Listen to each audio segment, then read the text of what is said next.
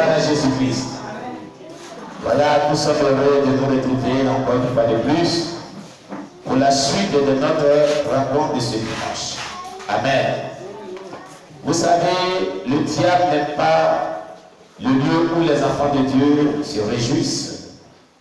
Il n'a jamais aimé cela. Il a été contre le fait que les enfants de Dieu se réjouissent. Il n'aimerait pas voir les enfants de Dieu se réjouir. Et pour cela, Satan crée toujours des problèmes là où il n'y a pas de problèmes. Amen. Nous allons, eh bien, poursuivre ce culte matinal de ce dimanche. Et dans la suite de ce culte, nous allons voir nos messages, notre série de messages, sur l'onction du Saint-Esprit, qu'on avait toujours vu les dimanches précédents. C'est bon. Voilà. Amen. Gloire à Jésus-Christ. Alléluia. Amen. La suite de ce message merveilleux que nous partageons tous les dimanches quand le Seigneur nous donne l'occasion. Amen. Dieu soit loué. La dernière fois, on avait vu dans ce message un sous-thème qui était, eh bien, nous grandissons en percevant l'onction tangible. Amen. Alléluia.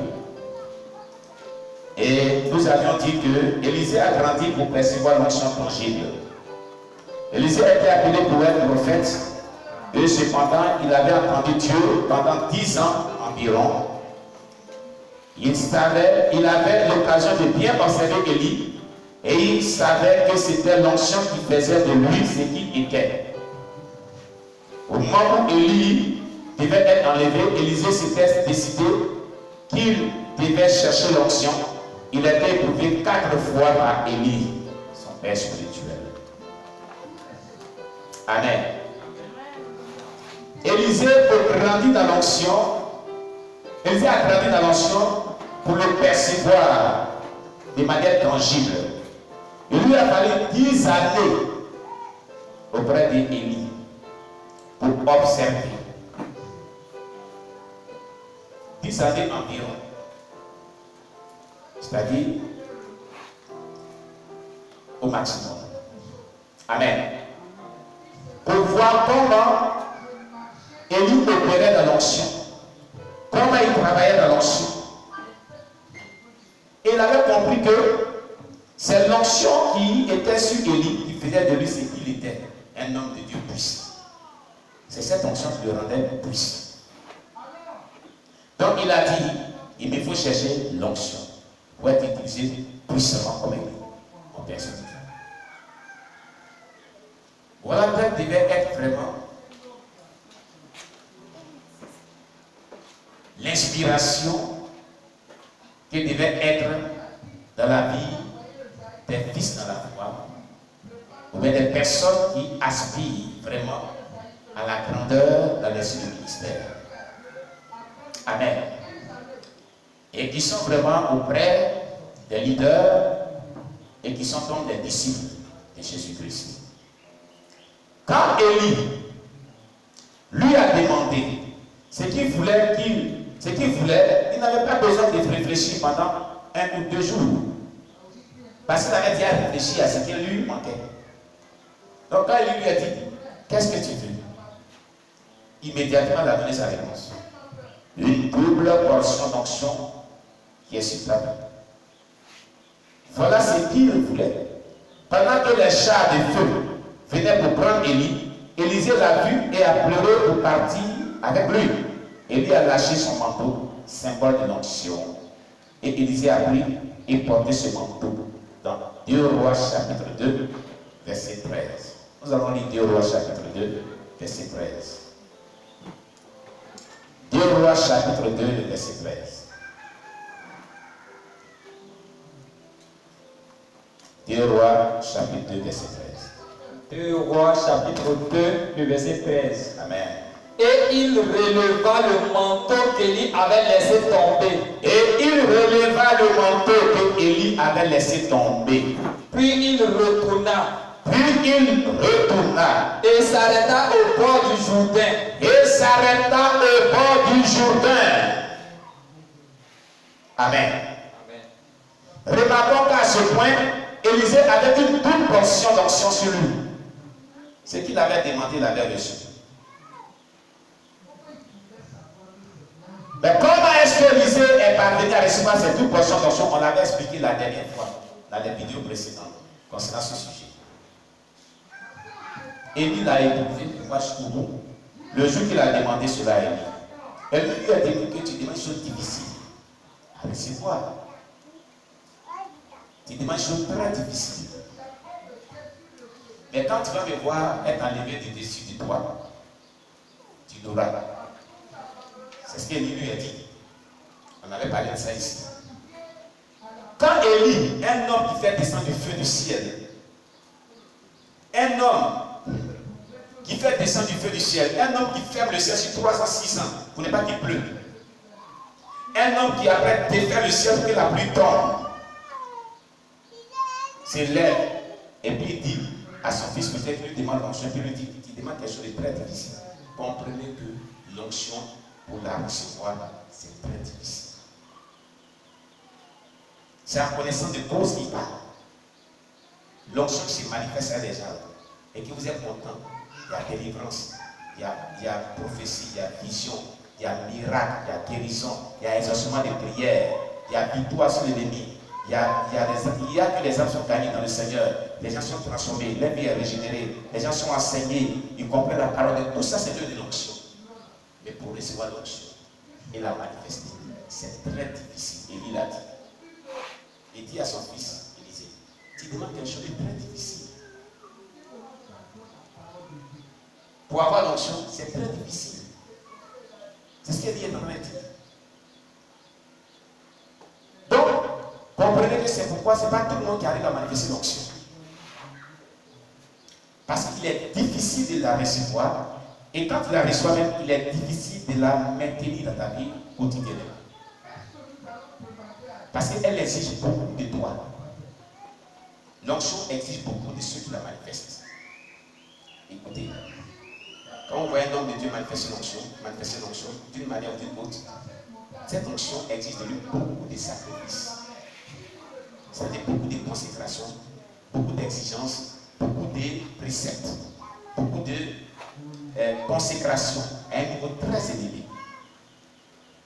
Elle lui prive de beaucoup de choses. Elle amène à vivre une vie exceptionnelle, une vie qui sort de l'ordinaire, une vie qui est différente de la vie qu'elle mène des autres, parce qu'elle le met à part pour que cette fonction continue de se manifester, continue de se manifester, continue de se manifester. Elle fait d'une personne qui est différente des autres, et aux yeux des autres, qui devient bizarre par moment, incompréhensible par moment. L'onction rend comme cela. Alléluia. Pour comprendre une personne qui manifeste l'onction, il faut être hautement spirituel. Pour comprendre son attitude souvent, son langage souvent, son caractère souvent. Car elle lui forge un caractère différent du caractère ordinaire qu'il avait. Vous dites, mais comment il a changé comme cela? Il est bizarre. L'onction rend comme cela. Et lui dit, tu demandes une chose difficile. Difficile. Mais quand tu me verras être enlevé, tu l'auras. Ça veut dire quoi?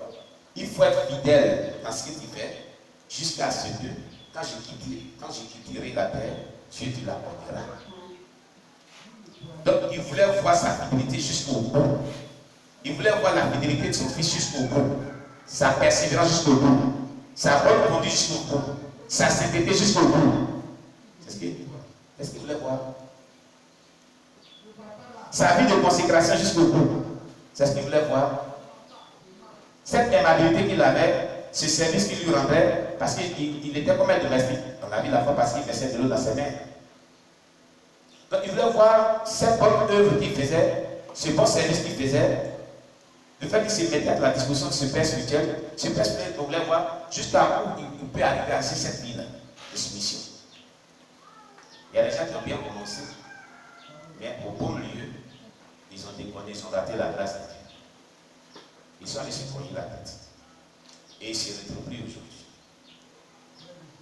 C'est ça. Il faut être fidèle jusqu'au bout. Si vous voulez avoir l'onction et la bénédiction, l'onction d'un père, il faut être fidèle jusqu'au bout. Regardez ce qu'il dit. Il dit, tu dis une chose difficile. Vous voulez qu'on lit le texte? On va lire.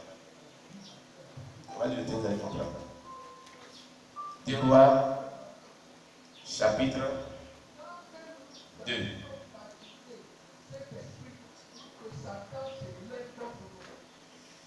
On écrit sur la page. Amen. 2 Rois, chapitre 2. À partir du verset 9 à 10. 2 Rois chapitre 2, verset 9 à 10. 2 Rois chapitre 2, verset 9 à 10. Lorsqu'ils eurent passé, Élie dit à Élisée,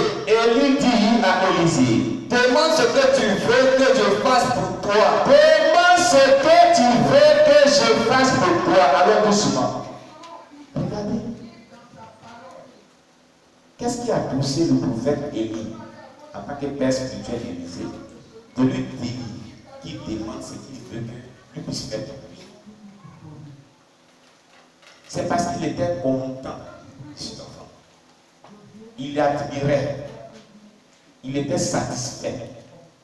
Il était heureux que ce soit un enfant soumis, un enfant obéissant, un enfant qui le serve, un enfant qui vraiment n'a pas de caractère malsain, un enfant qui n'a jamais mené de rébellion, un enfant qui est humble, qui est travailleur, qui est vraiment exemplaire.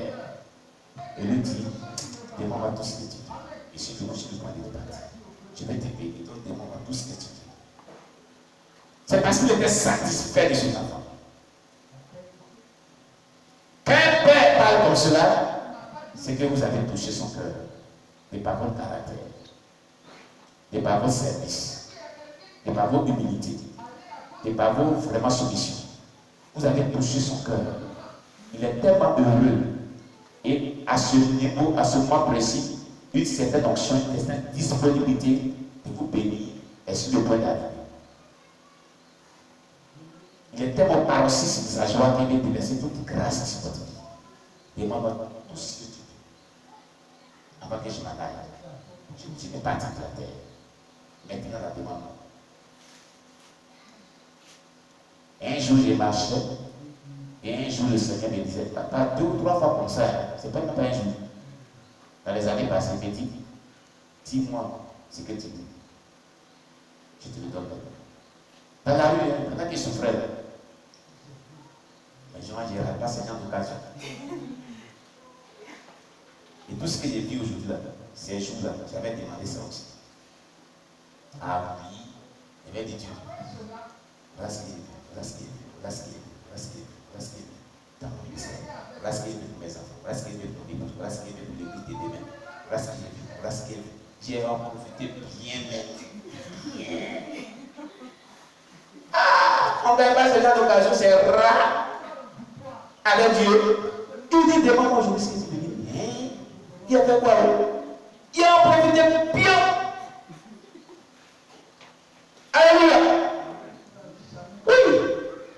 Dieu est tellement content de ma vie. Dis-moi ce que tu veux. Ce jour-là, il a profité, il a fait ma liste de tout. Il lui a dit, ce qui était bloqué depuis longtemps, je dis ça. C'est toi qui as dit oui. Tu veux? Il a tout demandé ce jour-là. Il dit, je te le donne. Et il s'est parti ce jour-là. Il marche. Il dit, ouais, aujourd'hui, toi, Dieu, tu m'as satisfait un peu. Sinon, depuis là, ton affaire, il ne voyait rien. Mais aujourd'hui, là, je suis content. Hein? Alléluia. Donc, quand un homme de Dieu, auprès de qui vous servez, comme Élie le prophète l'a dit à Élisée, son fils, demande-moi tout ce que tu veux. avant qu'il ne soit devenu dessus ta personne, en quelque sorte.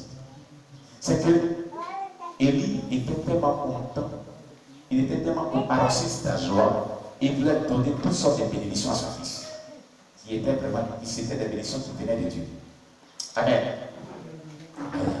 Il était satisfait.